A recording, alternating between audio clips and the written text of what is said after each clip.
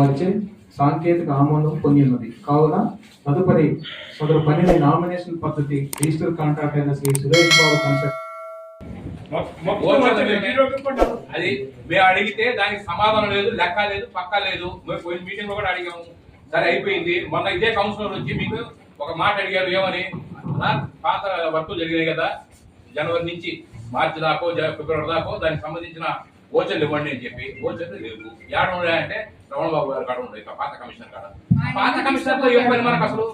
పాత కమిషనర్ తో మనకి ఏం పని అసలు? ప్రతి దానికి ఒక దగ్గర సిమెంట్ రోడ్ వేశారు మన దగ్గర, దానికి 70,000 రూపాయలు రాసుకున్నారు, ఓచర్లు మీరు తీసేస్తున్నారు. చైర్పర్సన్ కూడా తెలియదు విషయం, ఎవరికి తెలియదు. చెట్లు మొక్కలు నాటి దగ్గర వచ్చేసి మొత్తం మొక్కలు నరికేశాడు, 3,70,000 రూపాయలు తీసుకున్నాడు. దానికి లెక్క లేదు, పక్క లేదు. ఇవన్నీ అడిగితే బాధ కలగతాయి ఇక్కడికి. ఇది ఒకటే కాదు, లేఅవుట్ పరిస్థితులు కూడా చాలా అధ్వానంగా ఉన్నాయి. దానికి సంబంధించిన డాక్యుమెంట్స్ మొత్తం మీకు ఇస్తాను. లేఅవుట్ లో పరిస్థితులు ఉన్నాయి. ఆ లేఅవుట్ లో 10% అది మాత్రం నేను డే 1 నుంచి చెప్తున్నాను, లేఅవుట్ అనాథరైజ్డ్ గా వేయడానికి లేదు. ఎవరైనా ఆల్రెడీ ఇప్పుడు వేస్తున్నారు, ఆల్రెడీ రిజిస్ట్రేషన్ జరిగి ఉన్నాయి అన్న. ఒక నిమిషం, ఆల్రెడీ 6 months బ్యాక్ వేసినట్టు 6 months బ్యాక్ కాదు చెప్పేదమ్మా. ఇప్పుడు కొత్తగా వేశారు, రీసెంట్ గా వేస్తున్నారు. రీసెంట్ గా వేస్తున్న దానికని అడుగుతున్నారు. దాని రిజిస్ట్రేషన్ కూడా అయిపోతున్నాయి. రెండోది ఇంకోటి మేడమ్మా, అది పేరు అవుతా కాదు, కనప రమణాడే అని చెప్పి 3 ఎకరాల సైట్ అది కృష్ణ పక్కనే ఉంది. నేనే స్థలం కొన్నాను ఆడ, అనాథ లేఅవుట్ స్థలం నేనే కొన్నాను. కొనుక్కున్న తర్వాత 14% మళ్ళీ నేను నగర పంచాయతీ ట్యాక్స్ కడతాను.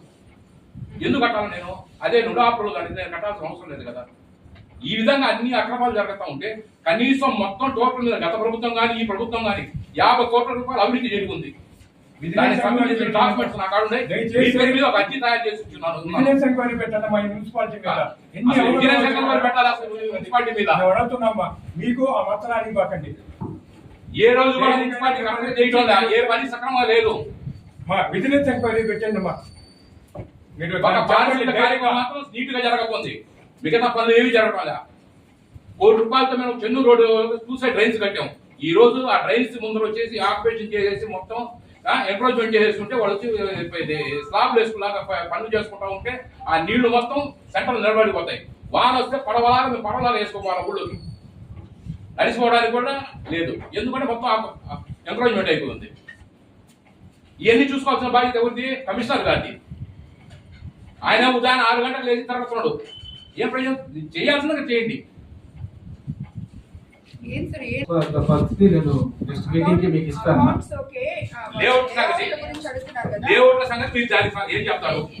లేఅవుట్ మీరు అడిగిన లేఅవుట్ యాక్చువల్ గా ఒకటైతే క్లారిటీ ఉంది మీకు. నేనైతే 100% చెప్పున్నాను, ఎక్కడ డీవియేషన్స్ చేయొద్దని.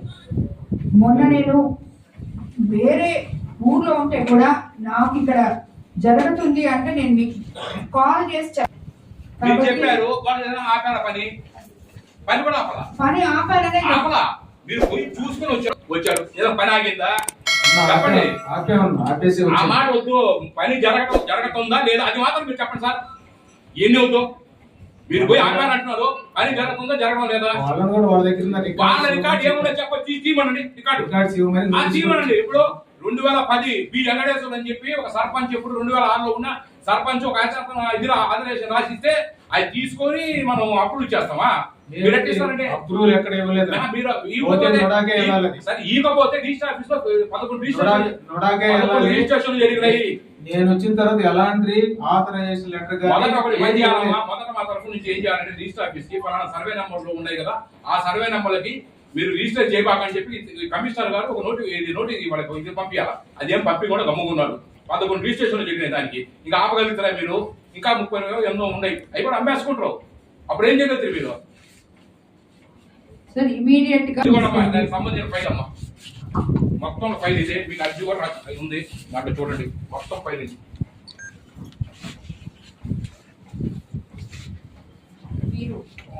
చూస్తాను, ఇరిగేషన్ వాళ్ళని పిలిపించండి, మీరు ఉండండి. నేను ఏం చేయాలి?